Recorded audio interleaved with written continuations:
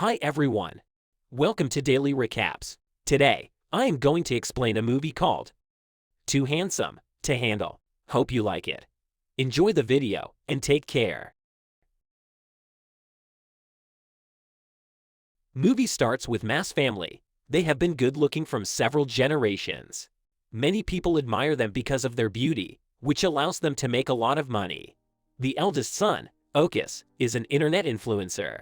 He has millions of followers because of his looks and is also considered a love guru who helps men impress their crushes. Pakar, their father, was a heartbreaker who dated over 1,000 girls before meeting their mother. Meanwhile, the mother, with her masculine features and obvious mustache, can be considered attractive. Finally, the protagonist, Kulin, is the youngest and most attractive of the three sons. The family has gotten used to their life as people with good looks. Except for Kulin, who struggles to live normally because of his handsomeness. He often wishes he was only mildly attractive. That way, he could go out without being chased by a crowd of women every time. Girls go crazy, pass out, pull their hair, and often get nosebleeds on getting a look at his attractive face. As a result, he has never had genuine interaction with a girl. He avoids going out in public as much as possible and has been homeschooled till now. Apart from his pet fish, Kulin has no friends with whom he can converse. He frequently engages in card games with it and speaks to it aloud. His family is worriedly watching him through a camera. They want him to have a normal adolescent life and will do everything they can to assist him. Okus shows him pictures of girls all the time, attempting to set him up with someone. Kulin, on the other hand, claims that his ideal girl is someone who dislikes him. He prefers to be recognized for his personality and interests rather than his appearance. When nothing works to motivate Kulin to go out, the family takes it a step further. They plan to fake financial problems and guilt him into going to school. One night when Kulin wakes up to drink water, his parents pretend to be worried about their finances. They dramatically declare that they will only eat scrambled eggs for breakfast until they earn enough money for Kulin's homeschooling. He feels awful to be causing his parents so much trouble. The next morning, he declares that he will be going to school for the upcoming semester. The family is ecstatic until he says he will only attend an all-boys school. They would prefer for him to be able to talk to girls, but they are content to take things one step at a time. A few days later is Kulin's first day at an actual school. On his bike, Okus drops him off, but Kulin refuses to remove his helmet. He intends to wear it all day to hide the fact that he is attractive. The plan backfires, however, when the helmet attracts more attention than he intended. Kulin settles in quietly in the last seat, but is interrupted by City and his henchmen. When the teacher walks into the classroom, she is astounded to see a man wearing a helmet.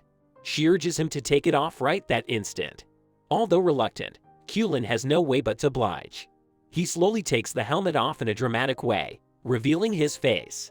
In the following scene, the teacher is being loaded into an ambulance. It turns out that she started to nosebleed and hyperventilate because of Kulin's beauty.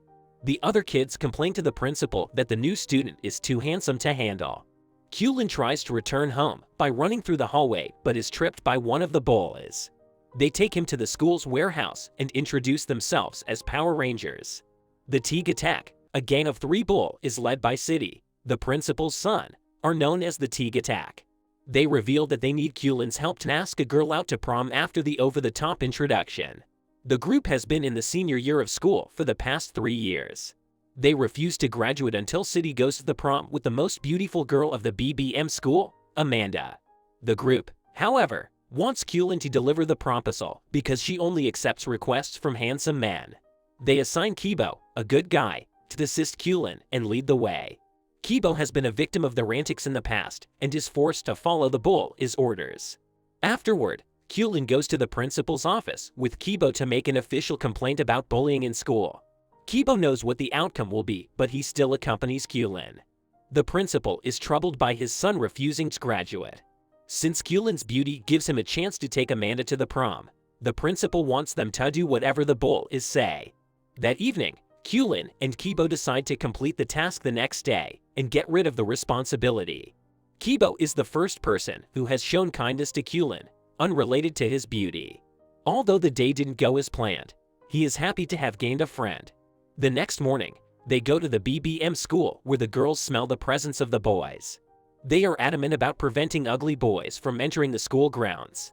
As a result, when the entire school notices Kulin wearing a helmet, they all ask him to remove it. In a pivotal scene, Kulin removes his helmet, causing chaos among the girls. The news is broadcast on television only a few hours later. Social media is awash with videos of girls crying, bleeding through their noses, being possessed, and jumping around. Kulin starts being known as the too handsome to handle guy. The hottest student of the BBM school and model named Amanda also hears the news and is instantly smitten by Kulin. He is the first guy who matches in beauty and status with her. She immediately makes it her mission to impress him. A crowd of girls gathers in front of the mass residence as the news spreads. The family begins to charge them for a house tour. Kulin, who is hiding in the streets, watches the news and sees his family. He believes he has been betrayed and exploited by his own people. He refuses to come home when they call, and he is made even sadder when his pet fish is mishandled and killed by the tourists. He's now hiding on the roof of a building from the maniacs pursuing him through the streets. A girl appears behind him and asks if he's planning on jumping off the roof. Kulin looks at her in shock because she doesn't bleed from her nose or pass out on seeing him. The girl refuses to talk and simply walks away. Kulin is so nervous that he can hardly speak. The encounter makes his day a lot better. A while later, he calls Kibo, who picks him up and invites him to his home. He and his grandmother welcome Kulin to stay for as long as he wants. Kibo is amazed when he walks into his room and sees two rare collectible playing cards. They realize they have a lot of interests in common, and one of them is collecting playing cards. The following day, they visit the all-girls school to look for the girl from yesterday. While they are at it, they also meet Amanda and give her the files of the proposal sent by City. Amanda pretends to be unimpressed by Kulin's beauty, but after he leaves, her nose bleeds profusely. Kulin spots his crush on the stairwell, but the other girls who surround him prevent him from approaching her. Kibo and Kulin spend the next few days doing everything together and becoming best friends. Kibo takes Kulin to futsal one afternoon, where he frequently meets his crush, Rare. Kulin notices the girl from the roof working at a nearby shop after the match. He can't take his gaze away from her. Kibo appears at that precise moment and introduces Rare to him. Kulin learns that she is also Kibo's crush, whom he mentioned earlier. Kulin is envious of the two because they appear to be close. He can hardly fall asleep that night because the feeling is new and confusing to him. Then, he remembers Okus is a love guru and fixes a meeting with him. When they meet the following morning, Okus breaks down crying tears of happiness. He had been waiting for the date to give his brother advice on girls. Kulin has forgiven his family for selling him out to his fans because if that had not happened, he would have never met Rare. After that, the brothers go grocery shopping while Okus makes a list of things Kulin should do to impress his crush. As Kulin follows Okus' advice, he realizes he doesn't know Rare as well as Kibo does. But he still doesn't want to give up on his first love. One afternoon, Amanda comes to the boys' school and hands Kulin an invitation for her birthday. Alongside it, she also gives him a phone as a gift. Later that day, Kibo, Kulin, and Rare go to karaoke. Rare and Kulin eventually get to sing together. While Kulin is looking forward to duding with her, Rare is only interested in Kibo. He quickly notices that she likes Kibo as well. His heart swells with resentment at the news. So, when Kibo isn't present, he asks her directly if she has a crush on him. Rare initially denies it, but her face falls when Kulin lies about Kibo's love for Amanda. Her expression is enough to confirm his suspicions. After returning home, Kulin calls Amanda and asks her for a favor. She happily agrees to do anything he says. The next day, several people gather at the venue to celebrate her birthday. When Kulin and Kibo arrive, Amanda welcomes them. Strangely enough, she seems to be more interested in Kibo than in Kulin. She even pulls him aside to talk to him in private. At the same time, Rare arrives at the party and sees Amanda kissing Kibo. Heartbroken, she runs outside. Taking advantage of her vulnerability, Kulin confesses his feelings for her. Rare expresses gratitude, but claims that she has never considered him more than a friend. Kulin receives nothing in return for conspiring against his only best friend. The bullies are enraged with jealousy and rage when they see Amanda kissing Kibo. They beat Kibo up for it while Kulin watches from nearby too scared to interfere. Later, he brings Kibo home and helps his grandmother treat his wounds. Kulin realizes he has made a huge mistake only after seeing him moan in pain. Kibo gives Kulin a legendary card from his card collection the next day, which he had been wanting for a long time. Kulin, who has been plagued by the guild, confesses to everything he has done wrong up to this point. The betrayal has shocked and hurt Kibo. He claims he would have left Rare if he had known Kulin had feelings for her as well. The words only served to aggravate Kulin's pain. At last, Kibo orders him to get out of the house immediately. Knowing that he is in the wrong, Kulin simply leaves. He finally returns home after a month. His family is overjoyed, but the same cannot be said for Kulin. He locks himself in his room and doesn't talk to anyone. But most of all, he misses his best friend. The two bump into each other at times but never share anything more than a glance. At home, Kulin's mother is worried about his well-being. She approaches him one night and gives him his pet fish that never died.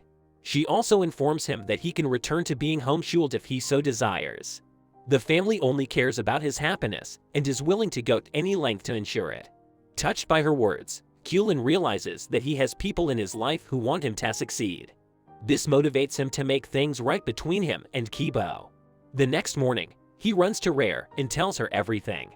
After that, he goes to Kibo and tries to make amends. Although Kibo dismisses him at first, when asked about Rare, he starts to describe how much he loves her. Rare was listening to him on the phone the entire time, as Kulin demonstrates.